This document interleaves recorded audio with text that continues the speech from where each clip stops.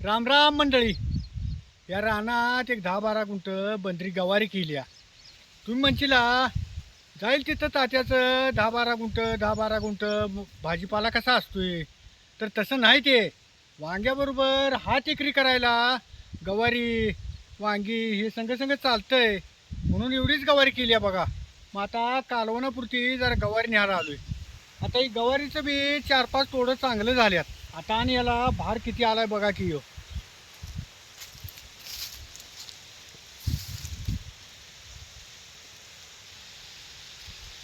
आणि गवारीचं कसं आहे, टोकलं की एक ईतभर उगवून आलं की त्याला असं गवारी बी लागतात. आणि ही अशी फुलं येत येत झाडाची वाढ गवारी संग संग सगळं चालू होतंय बघा ही. आता ही जरा कालवणापुरती जरा गवारी घेऊन जातो निबार निबार.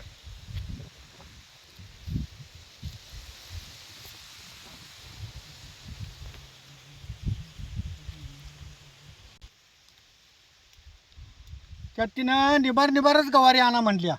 म्हणताना म्हटलं आता ही निबार निबारच गवारी घेतो.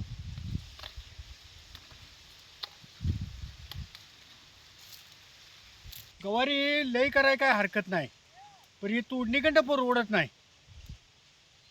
म्हणून आपल्या आटोप्यातच एवढं थोडकं 10-12 गुंठ करायचं.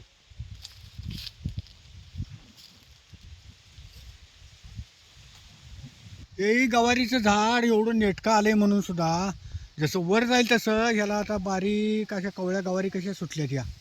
आणि अजून ह्या वरल्या तुरुंब्याला फुलं बी आहेत बघा ही. हे असं फुलं सुटतात त्याला. फुलाचं तुरुंब आलं की मगच ह्याला या अशा बारीक बारीक तुरुंब्याला गवारी लागतात बघा ही. अगोदर घसाला लागलेल्या गवारी आहे अशा निभार होत्या.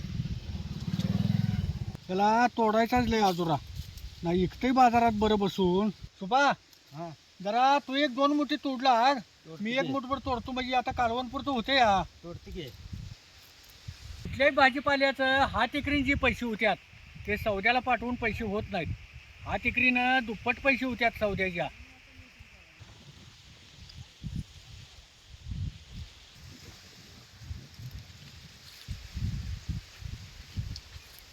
ते आता कालवणपुरच्या गवारी तोडल्यात, ते आता बाद झाल्या एवढ्या.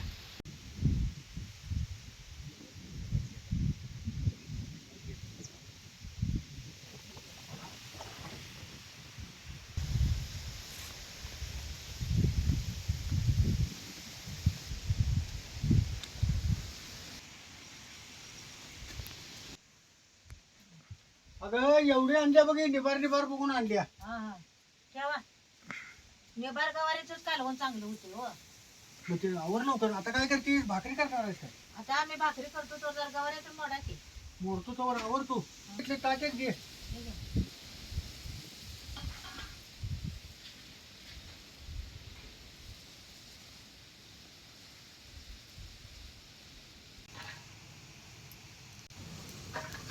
असं पिठाला आळं करून भाकरी करताना जरा पिठाला उतवली घालायचं, म्हणजे भाकरी बी चांगल्या होत्या, चिरडत नाही त्या.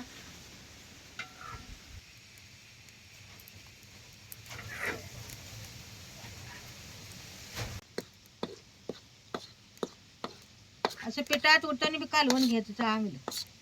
गवारीला आणि परत भर आलाय का हो? हे गवारी ना आणि परत झाड भरल्यात अगं. उद्या बाहेर 1-2-3 माणसं घेऊन गवारी सगळी तोडायला पाहिजे गं. आणि उद्या बाजार बी आहे, हा, सगळे बाजारला घ्यायला जावा. येते की. गवारीला दर बी आहे.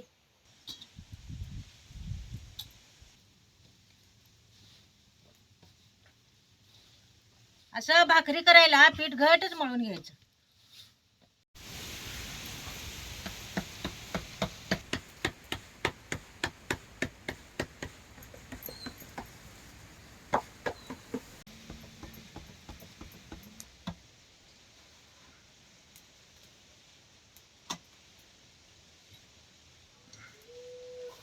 भाकरी टाकली की नाही तव्यात लगेच ह्याला पाणी लावायचं. असं सगळीकडे भाकरीला पाणी लावून घ्यायचं.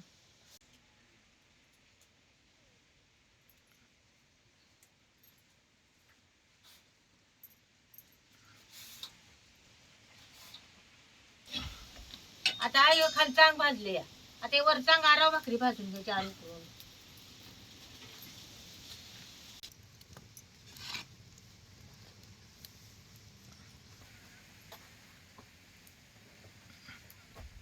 अशी आराव भाकरी भाजून घ्यायची.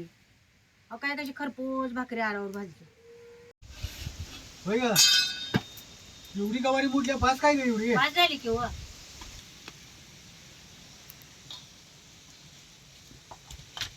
आता भाकरी झाली. याच तव्यात गवारीत कुठं घालायला जरा शेंगदाण भाजून घेतो.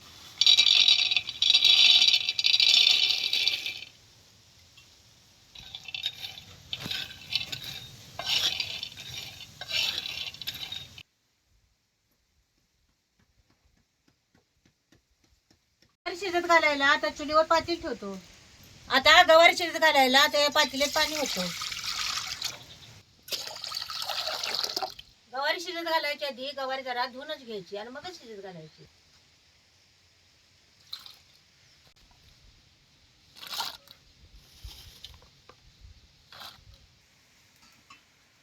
आता गवारी शिजतोवर जरा शेंगदाण्यात कुटर करून घेतो पाट्यावर.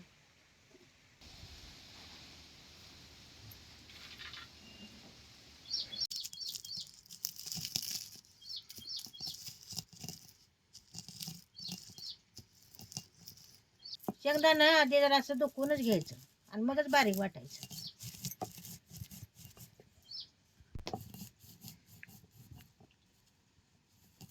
शेंगदाण्याच कूट वाटून घेतले. गवारी शिजले का बघतो.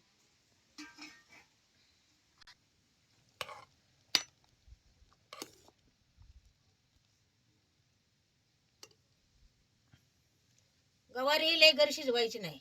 अशी जरा कच्च्यावरच ठेवायची. काही गवारी कालवण करायच्या मापात शिजल्या. आता गार व्हायला जरा खाली उतरून ठेवतो. आता वर जरा कांदा आणि टमाटर चिरून घेतो.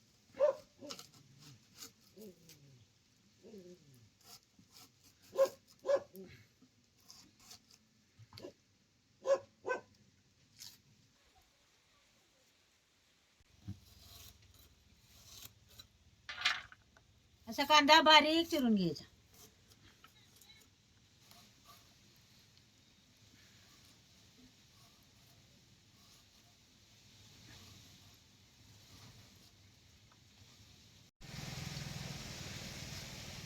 आता कढई गरम झाली आहे. हे तेल होतो.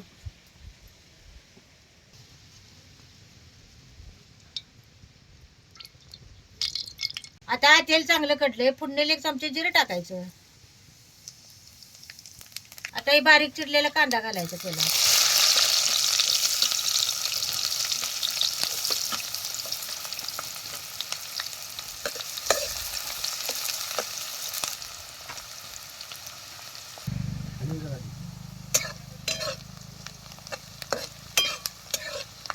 आता हे बारीक चिरलेले टमाटर टाकायचे.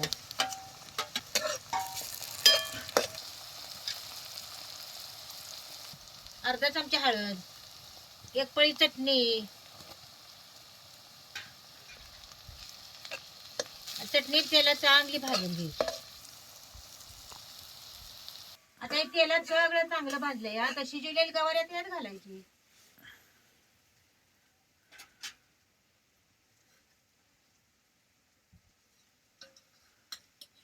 अशा झाऱ्यानं पाणी निथळूनच गवारी घालायची.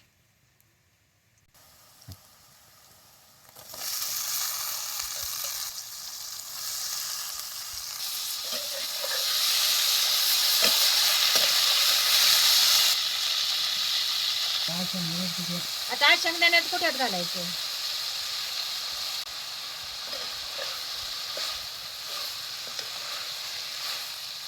लगेच पाण्यात घालायचं नाही.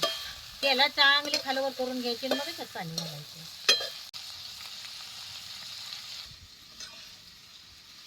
आता हे गवारी तेलात चौद्या चांगली खालवर झाली.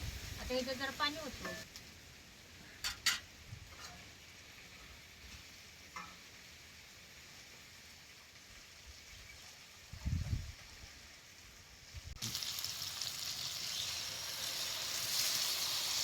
जरा रबरबीतच करणार आहे म्हणून जराच पाणी घालणार. आता याच्यात जरा मीठ घालायचं.